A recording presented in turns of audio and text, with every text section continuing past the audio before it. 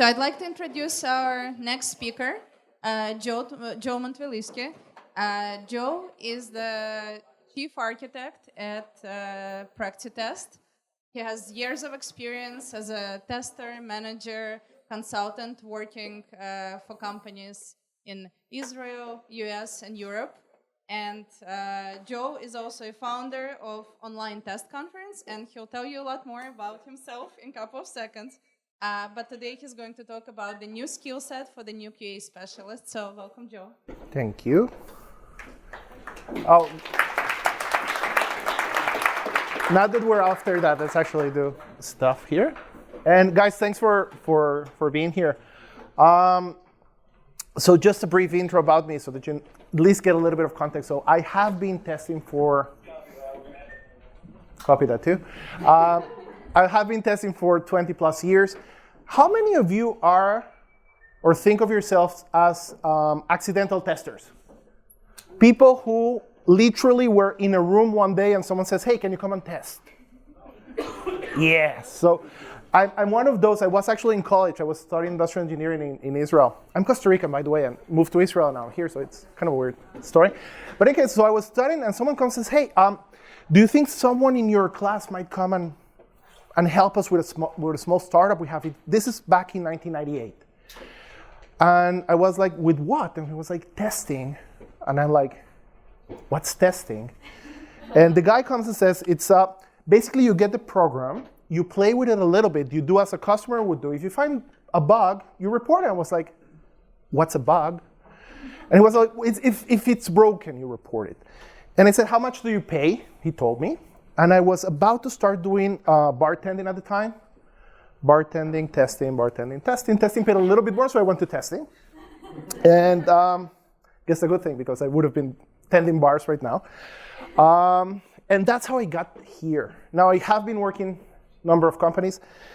And other than testing, I do like interacting with people. So I always find like weird stuff to do. I think that the first weird stuff to do is with my friend Lalit. Lalit, say hi. So with Lalit here, about 6 years ago, we understood that there was no good statistics about testing, and we started doing the state of testing survey, and we have been running for 6 years now. And then I saw my wife, she's a PMP, a project manager with PMI Institute, and she was doing an online PMI conference. So I said, hey, why don't we do an online test conf? And that's how the online test conf actually was born about 4 years ago. And I even started doing a podcast with a couple of friends, so all good and fine. And I work for a cool company called PractiTest. And if you want to learn more about PractiTest, come and ask me later on. This is my cool family, and I'm happy that they're here because this is actually related to our talk. We were thinking about 6 months ago that we wanted to do a vacation, and we wanted to do something new. So this is not a beach. This is actually a desert. Israel has a very big desert, and we learned that there's this thing called sand surfing. Anyone done sand surfing in the past? Yeah, like 3 people. It's weird. You go all the way to a dune, you take these things, these are not, these are not snowboards, but it's literally something like that. Just glide down that snowboard. The hard part is actually then walking back up because there's no ski lift. But it's a cool thing. And it was a new skill, and we try to do it all the time. We try to take the kids and let them actually do new stuff all the time. But why are we talking about this? We're talking about this because I want to talk about skill sets. The best definition of a skill set was given to me by one of my managers about 15 years ago. And he said, Joe, you have a virtual toolbox. You have a virtual toolbox where you have all the stuff you know, and depending on the thing you have to do, you will take one of those tools, you will use it. If you don't have a tool, then you go ahead and instead of buying it, you learn it. So that's your skill set.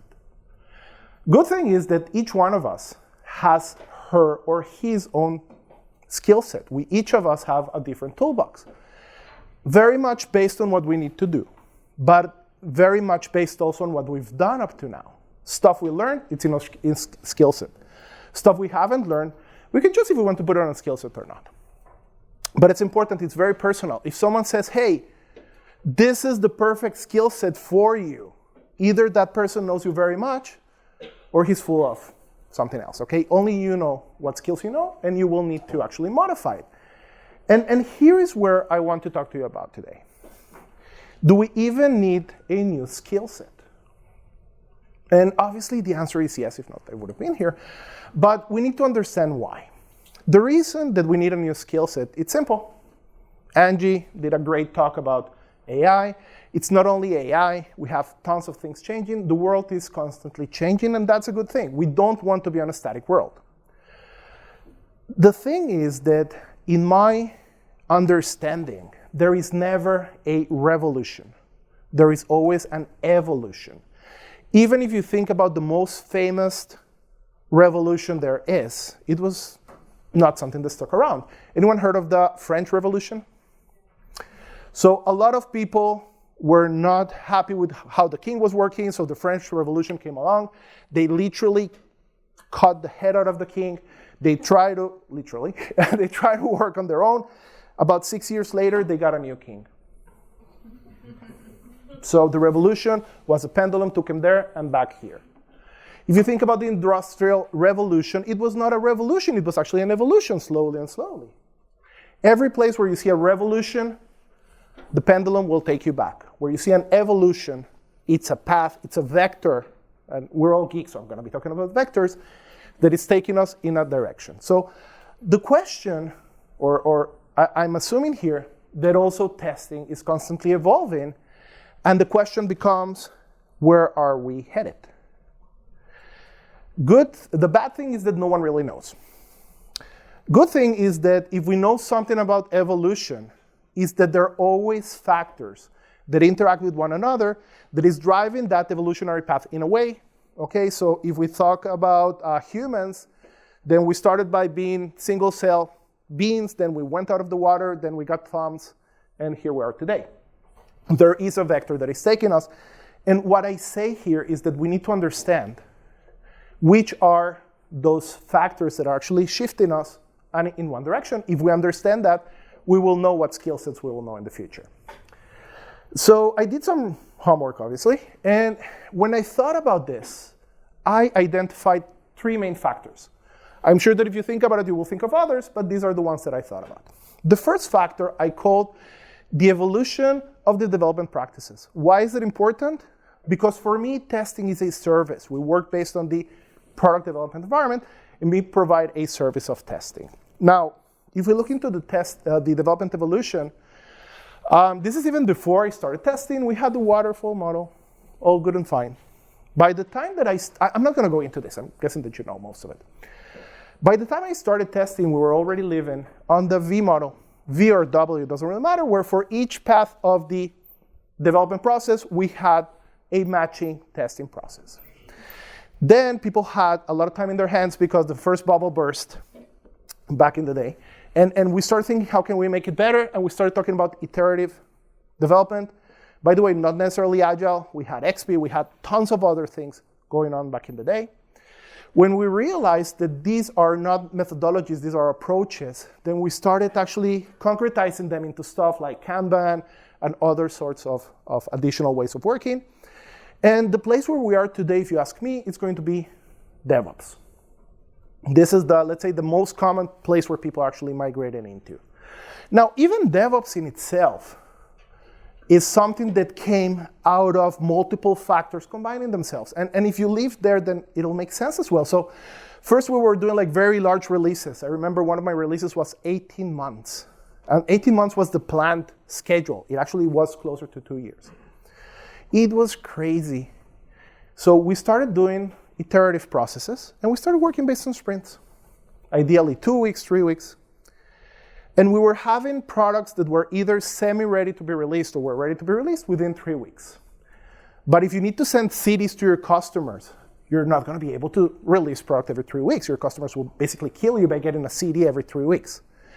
Then came along the cloud, this beautiful thing where we don't need to ship disks.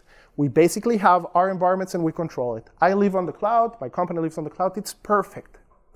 And when we were able to, first of all, manage our environments, we didn't need to ship products. And we were able to release products every, let's say, 2 weeks. Right now, My company delivers, we release about 3 times a day. Then we came up with DevOps, where it didn't make sense anymore to have 2 separate teams, one that develops and one that manages, and we just merged them together. And again, I'm oversimplifying, but notice even here, it was an evolution that happened, and it made sense because the pieces just fit together. But I digress. Let's go back to where we were. So first factor was development processes. Second factor is the testing teams and the testing work evolution as well. So let me take a step back. What I want to tell you is that we are changing the way that we work. I actually have the data for that. As I mentioned, Lalita and myself, we're basically part of a big group that we run the state of testing survey. We ask between 1,000 and 1,500 people every year questions, and some of the times we ask the same questions just to understand how we're evolving through the years. And I want to share with you 3 points that for me are important in this. First question we've been asking is what percentage of the testers in the company, meaning how many of you work in companies, you testers, where you have 5 testers or less? Thanks, guys. This is what we ask here. In any case, what we saw is that if back in 2016 it was between 30 and 40%, the number has been going up, where by this year we're getting close to 50% of respondents. So if we used to work in companies that had tons of testers, now we're working in companies that have less testers, maybe smaller companies. What does this mean?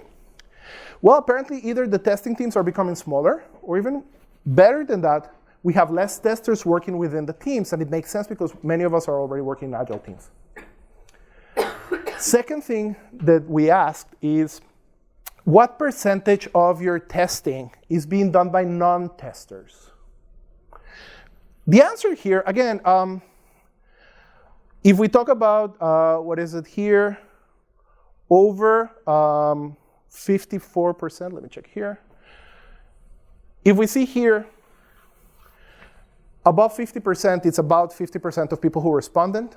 So we have, most organizations have most of the testing being done by testers. But we're already seeing, sorry, it's the other way around. We have over 50% of people responding that all of their testing or most of their testing is done by testers. But we're starting to see about 10% or more people who are saying that half their testing is already being done by non-testers. And if we come ahead and ask, what percentage of your time as a tester you're invested in testing operations? Again, we can see that between over 50% of respondents are saying that between 75 and 100% of their time goes into testing.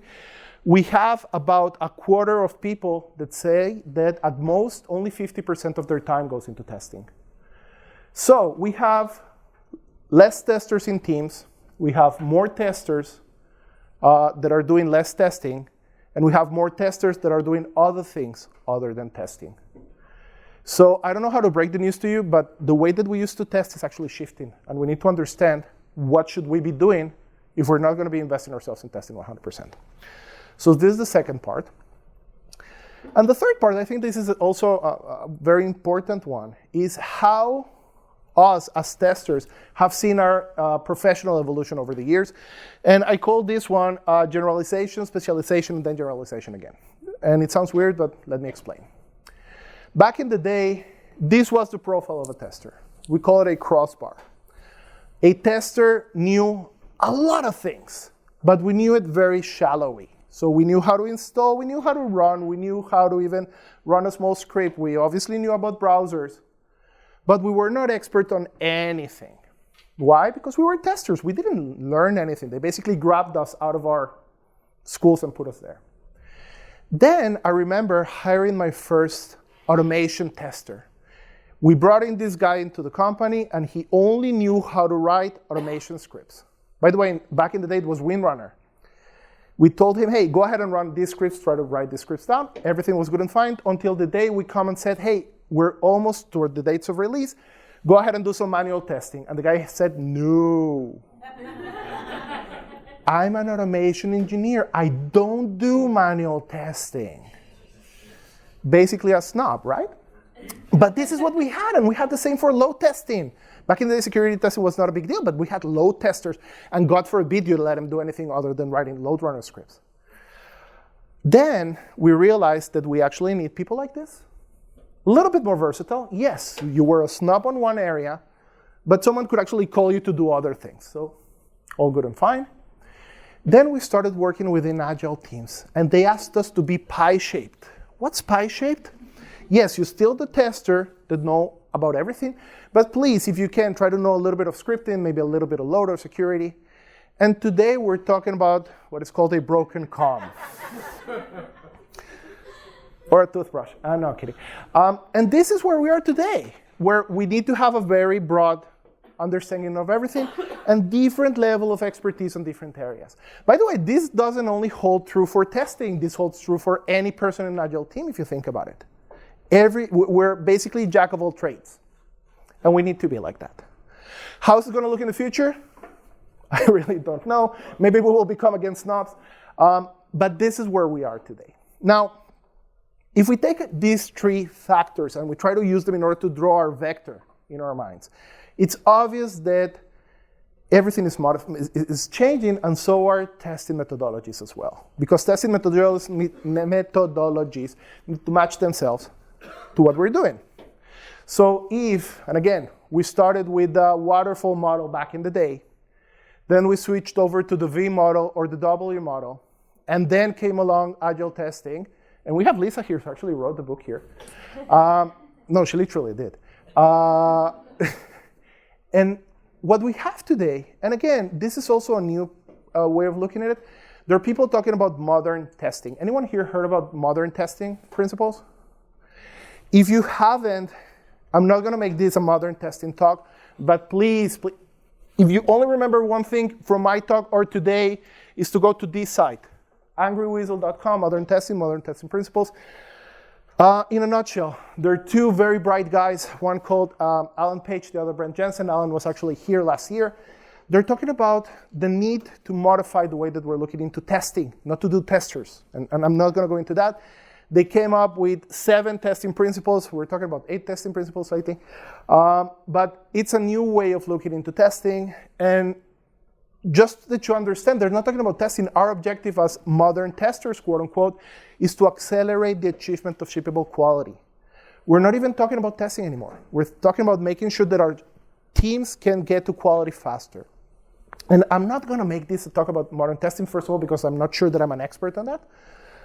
But again, if we're talking about evolutionary paths, this might be where part of our future stands. But let's go back over to our skill sets. I hope that everyone agrees that we're modifying the way that we work, and that each one of us should sit down with themselves after sessions like this, after a conference like this, and think about what do you know and what do you need to know. And I did something, I actually get to travel quite a lot, and people who know me know that. I get to travel so much that I also have a thing that I do with my wife. Every time I get on a plane, to let her know I'm okay, I take a selfie. I send it to her via WhatsApp. And these are only part of the selfies. We actually take some pretty cool pictures, like this one I took about 3 days ago. And literally, again, I get to travel to a lot of places. This is, half of these arrows are places I've been to. The other half are places where I've had sessions via WebEx or Zoom sessions.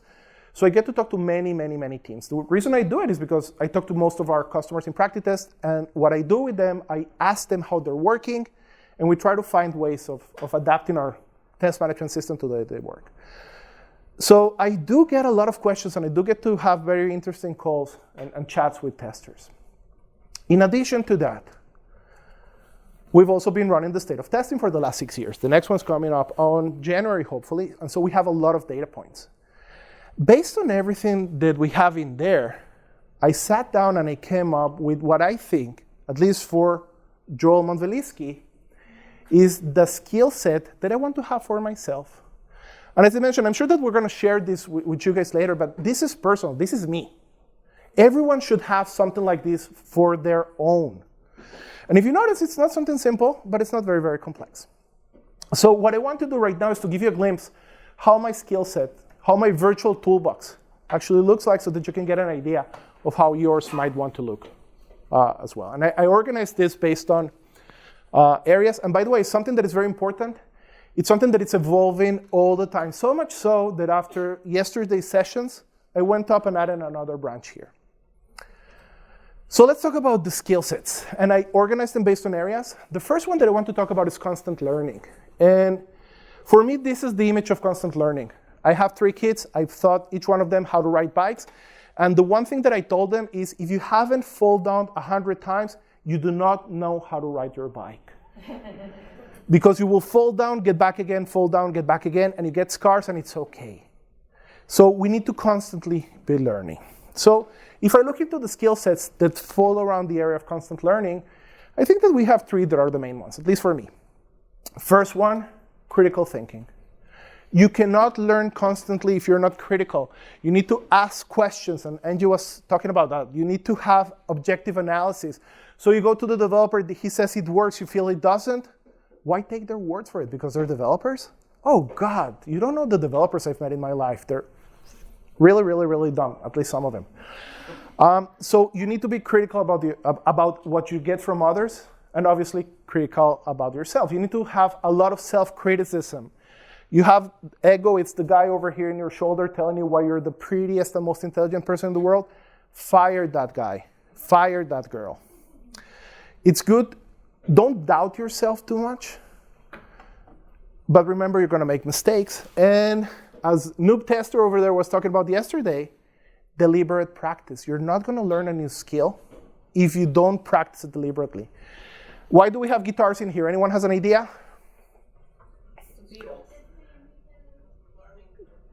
Three amigos learning.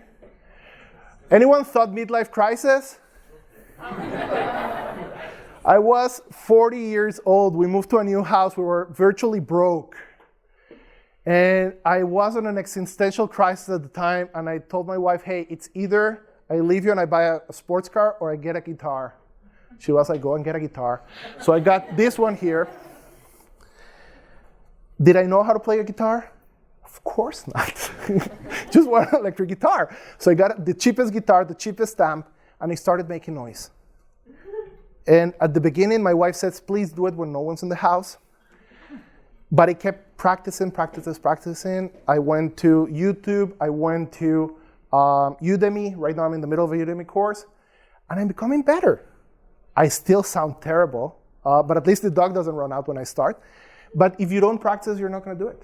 Okay, and the same goes for everything we do in testing. Second area, let's talk about technological skills. Now, the first technological skill that comes to mind is, hey, we need to know how to write a script. We need to know how to be more technical. We need to know how to write scripts.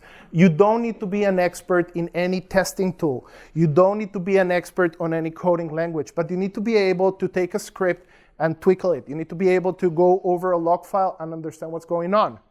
You need to be able to do data generation. And it can be as simple as taking Excel and learning VBA. It starts from there.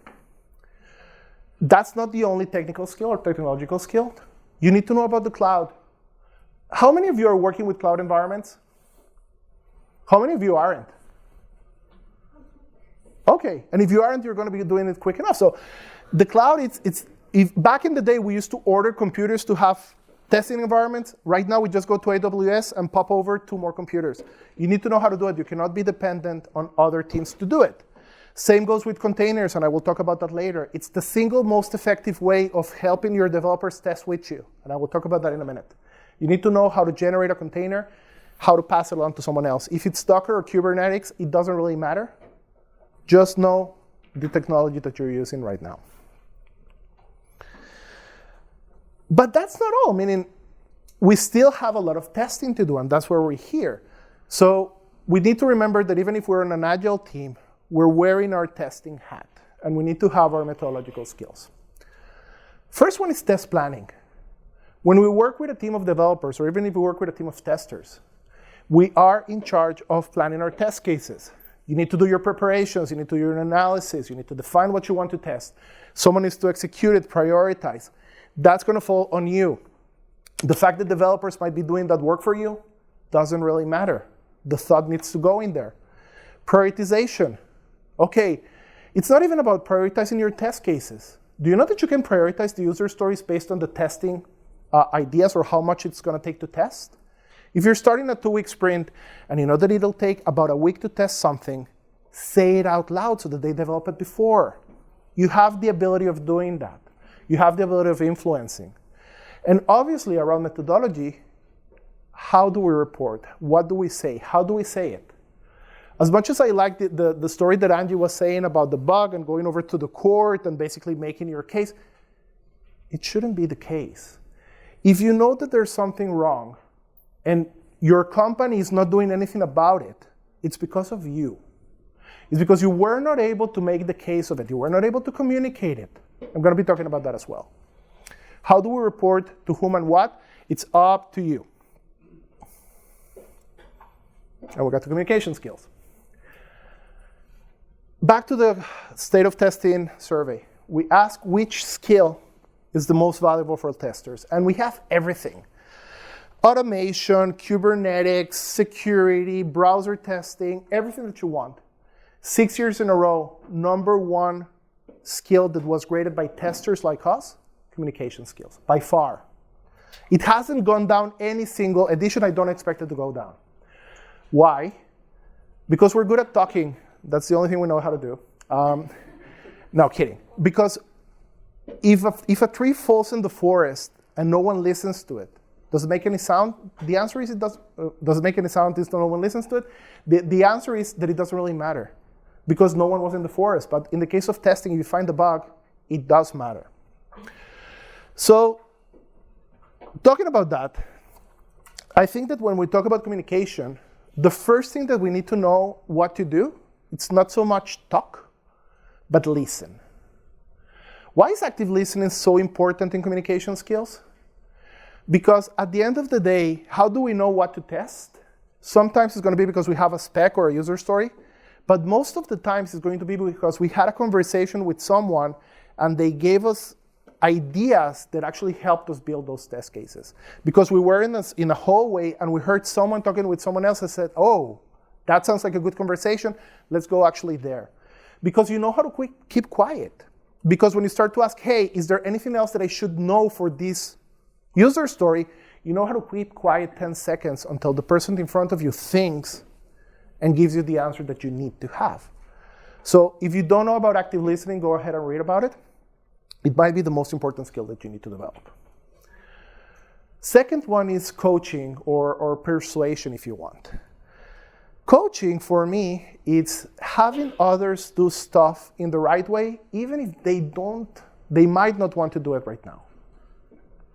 So we have developers, we have programmers, they need to go ahead and test. Do they want to test? No. Do they need to test? Yeah. So how do you coach them? It's not a saying, hey, this is your script, go ahead and run it. You need to sit with them. You need to make sure that they understand why what they're doing is important. If they understand that it's important, they will do it more willingly. That is coaching because you cannot do it other than sitting with them and doing it with them a couple times. You need to persuade people how to do it. You also need to know how to do graphical representations. How do you create a good chart? Meaning if you're still sending reports that are 7 pages long, no one's going to read it. I actually did a review of this. I was working with one of our customers. And he was showing me the reports that they were sending. And he had like this Word template that it started with sentences. At the bottom of the page, there was like one graph. And I said, let's do an experiment. I want you to actually, I give him a tool on top of Gmail where you could see if people open your emails and if people open your attachments. I said, go ahead, you send it once a week. Run it for a month. Use this tool to check it out. His email was actually seen about 20% of the time, and not even once was the report open. Why? Because people had opened the same report in the past, and they knew that they're not going to read it. And they also knew that if there was a big problem, this guy would come and say, hey, we have a problem. Why are you wasting time with that? A dashboard will be 10 times better, if not 100 times better, than anything that you do written down. And if you have something read in there, someone will come and ask you a question. Try to think about those parts. Now, public speaking, it's also a very important part. I'm going to tell you something. I hate speaking in public. The last 15 minutes before I started this session, I was like walking by myself and writing to my wife, hey, it's about to start. She says, calm down. Oh, good. I hate it. After the first 5 minutes, I get warmed up and all good, but it's normal to hate to speak in front of people. If it's a board with a lot of VPs, it's even more normal. Having said that, you don't have a choice. If you're gonna freeze when you do that, you're not doing your job. How do you do it? You start with a mirror, then you keep up with your kids, and you basically warm up to that. If you're professional enough, you'll do it. It won't make it easier, but it'll pass faster. Now, let's talk a little bit about how do we actually help people test? Because remember, we're talking here with many of us asking non-testers to test with us. So this was a complex area of skills that I needed to develop. And so I broke it down into two main parts. The first part is how do I adapt my existing testware so that they can use it? Second one is how do I generate the infrastructure that I need for them to keep on doing it afterwards? So let's talk about adapting our testware. If you give a testing script, a manual test script, to a developer to test, they will get dizzy and fall down. Even if they don't like it. They don't want to do it. They see that and they get the jibby willies. They don't want to do it. So you need to understand that there are other tools in order to do it. One of the best tools that I've seen used is something that Jerry Owen. Oh, yeah, Jerry Owen. She gave a cool presentation about using personas for testing, and it's great because you start showing people, your developers, how the other person is going to interact with the system. And personas is not to say, oh, user A, he's an accountant, and he works with the system for accounting purposes. No. This is Jane. She is 45 years old. She has 3 kids. She gets to work from this and that. She works with that. She has those many computers open, those many systems open. You need to have people understand about the person so that you know what's important for them or not. If you cannot have all the members of your team going to see customers, this is a good way of abstracting that. Another thing that we need to understand is that it's not a binary game. It's not a 1-0 game. You can have deep down scripts if you need them. You can also have light scripts. You can have scripts that are very, very high level, but still help your non-tester testers to test what you want them to do. Try to think about that. Obviously, you can have checklists. Developers love checklists. They feel pilots. It's like, oh, this is what I need to do. Check. And checklists are great, not because they give you a lot of details, but they make sure that no one forgets anything. You don't have a checklist for the first, second, or third time that you're running the checklist. You have it for the 50th time. When it's 3 in the morning, you're about to release a product, and you need to make sure that, yes, we made sure that this part of the script was run in order to take out the testing data out of the main database. Okay? That's when you need your checklist.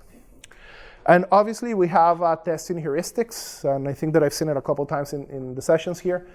They're very good ways of teaching people what to test when they haven't been tested for a while. And again, there are plenty of resources out there for that.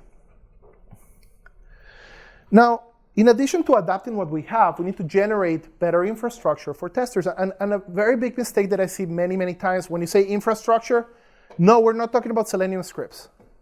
We're talking about infrastructure, all the infrastructure for testing. First of all, you have people who are new to testing, train them on how to test.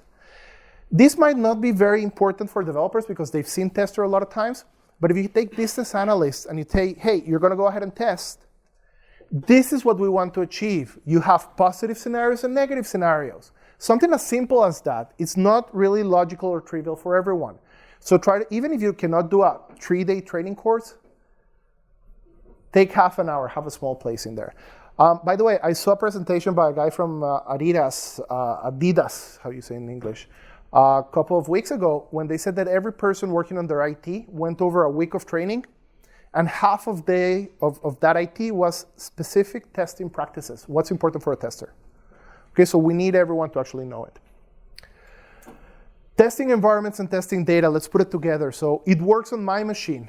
Of course it works on my machine. I'm going to bet that it didn't work before, but you made it work on your machine. That's what, come on, it's the way that it works. It's test-driven development. So I tested it didn't work. I made it work. Once it passed my test, I forgot about it. But how was your environment? What dependencies did you have in there? Let's talk about testing data. I remember giving someone once, a developer told me, hey, go ahead and test this. And I made 2 mistakes. First of all, I told him he asked me, how do you test? He said, we talked about exploratory testing. Go ahead and run exploratory testing session on that. Second of all, I didn't tell him where to run it. He came back literally 5 minutes later and he said, I'm done. Did you find anything? Everything's clear. Now, I had assumed that it would take him 2 days to test that. So a red light was flashing somewhere, and I said, hey, what did you test? And he said, oh, I tried this and this and this. Show me your log. He didn't. Obviously, not a good person to give him an exploratory session. But then I said, where did you run it? He said, on my machine. I said, what data do you have in there? Oh, I just created an empty database and run it in there. Most important bugs are going to be data-driven, are going to be data-dependent. So how do you test data-dependent bugs? You actually test it with data. You need to generate good environments for your people to test. If you have developers, we talked about Kubernetes and containers, create a container for them. Put it on the cloud, make it available. Don't make it as trivial as you can for people to test in the right place. It works on my machine, that's going to take it away because they're not going to be testing on their machine or their data. But as testing architects, as people in charge of testers, as modern testers if you want, that is your role. So you need to know how to make it for them, and that's a skill that I didn't have. And so I have it right now. One of the most interesting skills is actually working in production. Please take a look into that image because that's how it felt when I started doing it. It's basically you're flying on a plane, all your customers are working on your system, and the developer comes and says, hey, I'm just going to make a small change on that. It's basically you're flying on a plane and the pilot says, yes, we're going to go and screw the engine for 2 seconds, and then we'll screw it fast, very, very fast, and it'll be OK. I'm flying out today, so I don't feel very confident with that. But that's how it felt, meaning someone comes and says, hey, we're going to take your running environment, and we're just going to tweak it. Today it feels better, but only because we have stuff in place for that. So first of all, when you're going to be working in production, you cannot fly blind. So the first thing that you need to understand, it's about instrumentation. What's instrumentation? You put enough alerts, you put enough areas in your code so that if something goes wrong, you'll know it fast, and you'll know exactly what went wrong. I work for Practitest, and we release about 3 times a day. And I think we have customers here in the room. We cannot be down more than 0.01% a year based on SLA. And so whenever something goes wrong, we know it within the first 5 to 10 seconds. We will have alerts, we will have good instrumentation on that. You cannot wait until the system is down. By the time the system is down, it's too late. It's going to take a lot of time to get it back up. Instrumentation is actually going to help you with that. The same goes with deployment strategies. Birdcage deployment, working with staging environments, splitting your load into different servers. There are books and books and books written about that. But you need to go and say, hey, how are we going to be deploying this? Do we need to migrate the database? If we need to migrate the database, then the rollback is not going to be that easy, right? So all of those questions, we need to ask them beforehand. We can expect the development architect to do it. We cannot count on the fact that he or she will do it, so you better ask it. And you need to go ahead and ask, hey, what happens if we need to roll the system back? Ask that question. If people keep quiet, you know that you hit a point. If it's going to be a hard rollback, test it. Don't wait for someone to say, yeah, we have a theoretical path to do that. You need to test it. It's a legitimate test to have.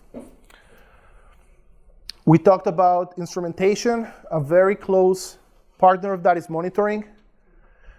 If you have monitors in place, you will know what is going on. You will know when things start going bad. You don't need to wait until a system to crash down.